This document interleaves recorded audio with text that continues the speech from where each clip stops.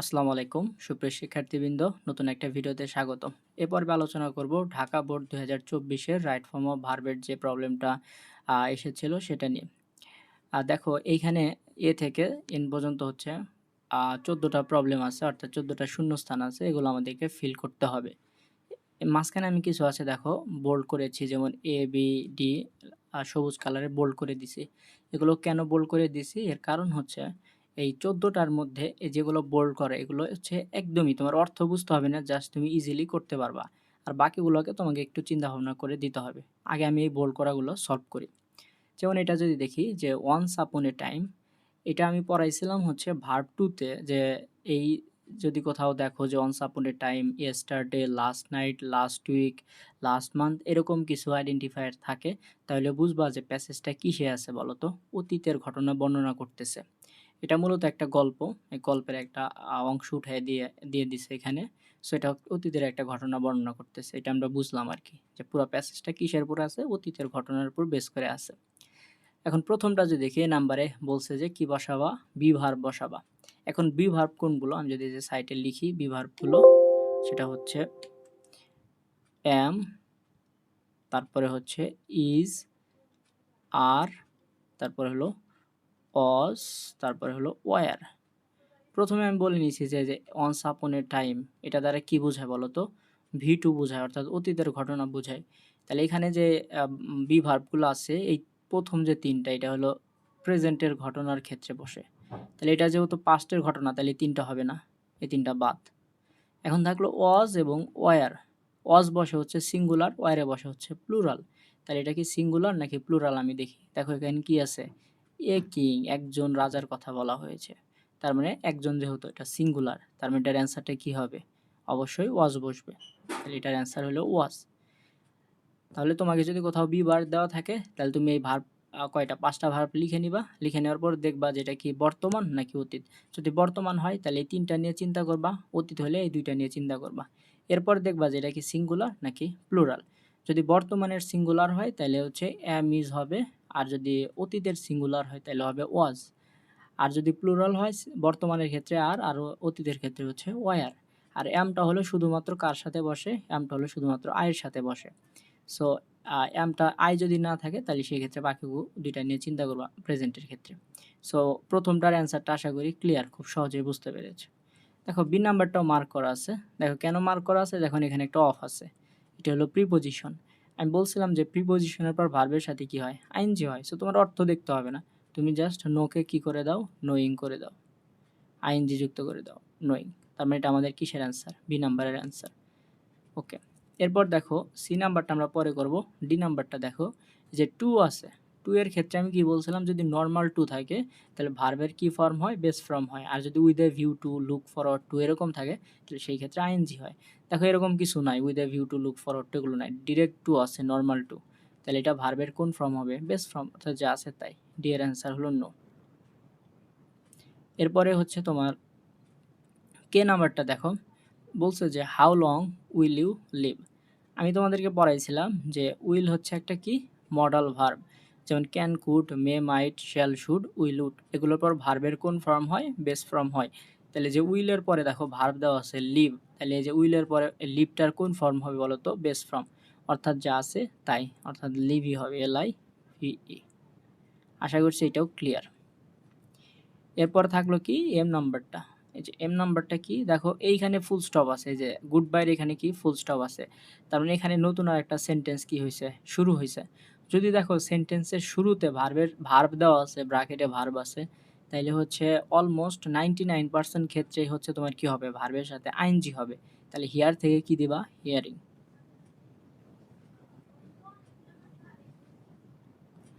এরপরটা যদি দেখি এর নাম্বারটা, এর নাম্বারটা কি, লেট আছে দেখো। আর লেট যুক্ত সেন্টেন্সকে কি বলা হয়, এটা হলো ইম্পারেটিভ সেন্টেন্স। লেটের পরে সবসময় কি হয়, ভার্বের বেস ফর্ম হয়। তাহলে হচ্ছে এখানে কাম আছে, কি হবে, কামই হবে, এটার কোনো চেঞ্জ হবে না, অর্থাৎ যা আছে তাই। তাহলে এখানে আমরা মোটামুটি কয়টা সলভ করলাম, একটা, দুইটা, তিনটা, তারপরে 4টা, 5টা, 6টা। তার মানে তুমি যদি কোনো অর্থ না বুঝো বা একেবারেই ধরো তুমি রাইট ফর্ম ভাবে কিছুই পারো না, তাও তুমি এই 6টা সলভ করতে পারো। অর্থাৎ 3 নাম্বার তুমি এমনিই পাবা, কোনো মানে একদমই এফোর্ট ছাড়াই। জাস্ট যদি আমার ওই আগের ভিডিওটা দেখো, তুমি 3 নাম্বারটা ইজিলি পাবা কোনো অর্থ না জেনে। একদম সিম্পলভাবে তোমার 3 নাম্বার কভার হয়ে যাবে। আচ্ছা, এখন বাকিগুলো একটু সলভ করি। দেখো বাকিগুলোর ক্ষেত্রে একটু চিন্তা ভাবনা করতে হবে। কি চিন্তা ভাবনা করবা? যেটা এটা অ্যাক্টিভে আছে নাকি প্যাসিভে আছে? যে অ্যাক্টিভে থাকলে জাস্ট কি হবে, এটা যদি অতীতের ঘটনা হয় তাহলে সবগুলা কি হবে, V2 তে হবে। যেহেতু অনস আপন এ টাইম আছে, এটা হলো অতীতের ঘটনা, সো এর জন্য কি হবে, সবগুলা V2 হবে। আর যদি প্যাসিভে হয় তাহলে এক্সট্রা তোমাকে, যেহেতু এটা অতীতের আছে তার মানে ওয়াজ অথবা ওয়ার নিয়ে তারপর কি করতে হবে, V2 করতে হবে।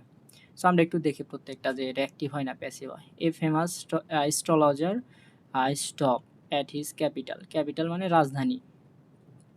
তাহলে অ্যাস্ট্রোলজার বা জ্যোতির্বিদ, একজন বিখ্যাত জ্যোতির্বিদ হচ্ছে কোথায় থেমেছিল, যে রাজার হলো রাজধানীতে থেমেছিল। তাহলে এই থামার কাজটা কি অ্যাস্ট্রোলজার নিজে করেছে নাকি অন্য কেউ করাইছে? সে নিজে করেছে, তার মানে এটা অ্যাক্টিভে আছে। তাহলে অ্যাক্টিভে থাকলে এটা কি হবে, এটা হলো জাস্ট V2 হবে। এটা কি করতে হবে, V2, কারণ এই পুরো প্যাসেজটা কিসের উপর আছে, অতীতের ঘটনা আছে, ওয়ান্স আপন এ টাইম দিয়ে আমি বুঝতে পারলাম।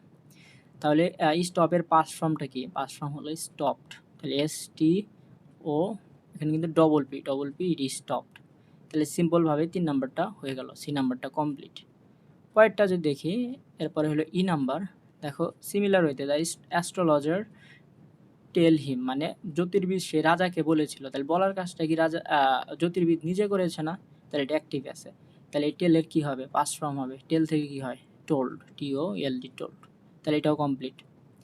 এরপর যখন রাজাকে তার হচ্ছে ভবিষ্যৎ সম্পর্কে বলেছিল, যেটা একটু আনপ্লেজেন্ট ছিল, মানে রাজা যেমনটা আশা করেছে ওইরকম ছিল না।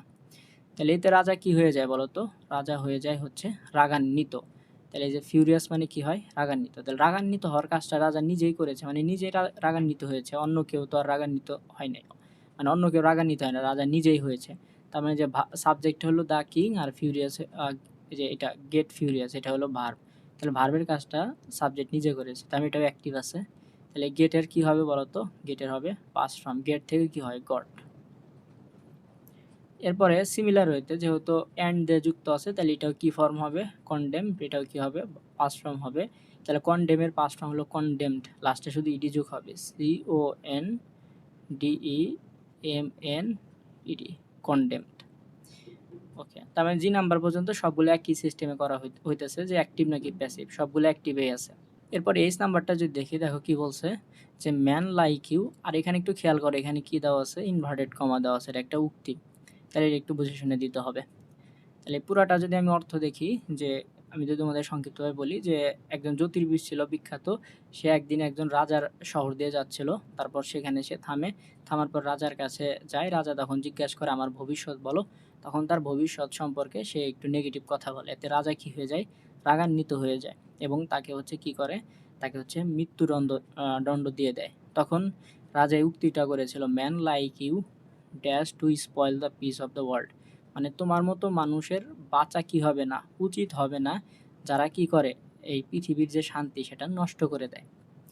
তাহলে এখানে দেখো, এখানে লিভ আছে, তাহলে লিভের আগে তোমাকে অবশ্যই একটা মডেল দিতে হবে। মডেল বলতে যে তোমার মতো মানুষের বাঁচা উচিত হবে না, যদি অর্থটা করি উচিত হবে না, তাহলে উচিত তার ইংলিশ কি, শুড। তাহলে ম্যান লাইক ইউ শুডেন্ট, যেহেতু এটা উচিত হবে না, নেগেটিভ আছে, তাহলে শুড থেকে কি করতে হবে, shouldn't, SHOULDNT, should not.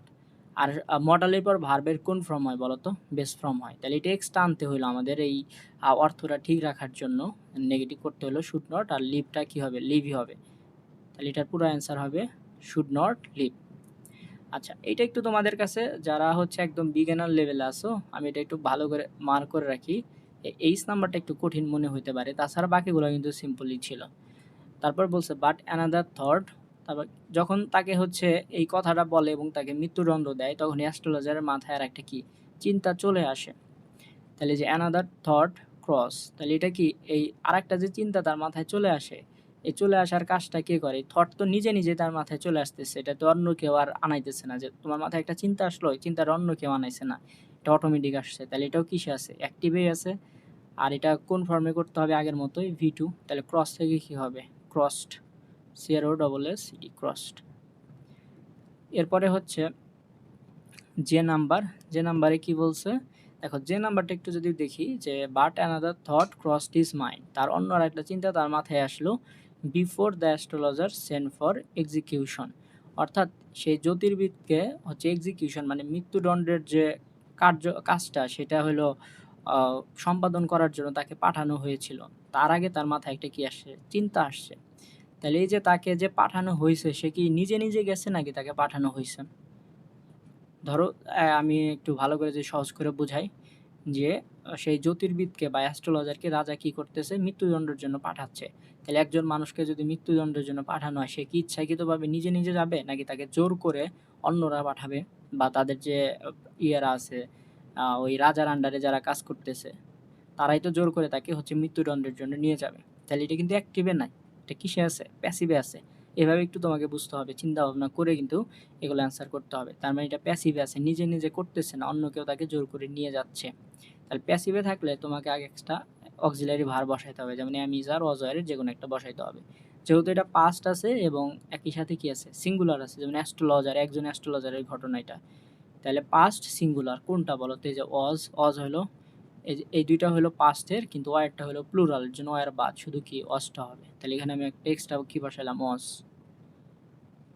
R Saint থেকে কি হয়, past participle from sent, SENT, sent. তাহলে এইটা কিন্তু একটু ডিফারেন্ট ছিল, আমি যে নাম্বারটাতে একটু মার্ক করি। দেখো আগের সবগুলাই কিন্তু শুধু পাস্ট ফর্মে হয়েছে, কারণ কি ওগুলো কি ছিল, অ্যাক্টিভে ছিল, এর জন্য শুধু পাস্ট ফর্ম দিলেই হয়ে গেছে। এটা কিন্তু কিসে আছে, প্যাসিভে আছে, এর জন্য এটা কি হলো, ওয়াজ সেন্ট হয়েছে। সো এখানে কিন্তু কনফিউশনের কোনো ব্যাপার নাই। এরপর কে নাম্বার তো করছি আগেই, এরপরে হলো এটা এল নাম্বার। এরপর বলছে দ্য স্টার্স, এই যেখানে এস আছে তার মানে এটা প্লুরাল আছে, ওকে। আর এখানে আর একটা জিনিস দেখো, সেটা হলো এই যে এইখানে ইনভার্টেড দিয়ে শুরু করছে, এখানে ইনভার্টেড দিয়ে শেষ করছে, তার মানে এটা একটা উক্তি।